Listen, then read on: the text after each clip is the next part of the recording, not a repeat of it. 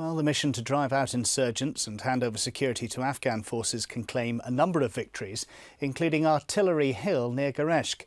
While other units in Helmand have witnessed pockets of fighting over the past 2 months, 29 Commando Regiment Royal Artillery is actually experiencing its quietest deployment yet. Tristan Nichols has our report. Just a few months ago, the boom of shells fired from artillery guns echoed around the sky above Gereshk. But lately, these 105mm guns on Artillery Hill have fallen silent. There are some areas that have clearly been busy, and the fighting from Omid Haft during the last few weeks clearly shows that this isn't sort of wrapped up and in the bag, and we're always aware that the situation could change at any one time. But there is this sort of sense of cautious optimism. And that hope is shared by the Fire Support Regiment's commandos based on Artillery Hill and local Afghans in the area. It is a good sign, and progression is the key factor for us. And the less we're getting used, the better it is. And it means that we are progressing. The local nationals are trusting us, and they're coming on side.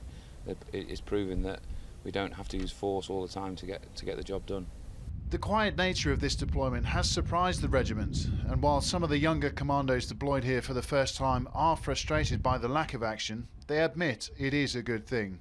At least if we stay quiet, we know that other lads aren't getting into any trouble. So as long as we're quiet, I think we're all happy. Yeah, for them, I think we have to kind of manage their perspective on the issue, but they do understand that for the bigger picture, it is better that we're not as involved as we have been on previous tours.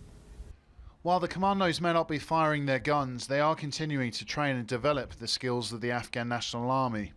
During his visit to Artillery Hill, Lieutenant Colonel Smith met with the ANA's Battery 2IC, Commander Nazir Ahmed, and presented him with an engraved bronze shell casing.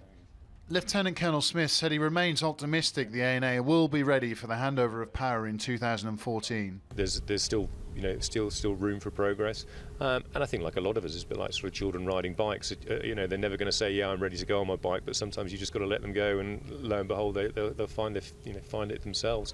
So there's a little bit of that. There's a bit of encouragement. There's a bit of pushing. Yeah, I think they'll be ready.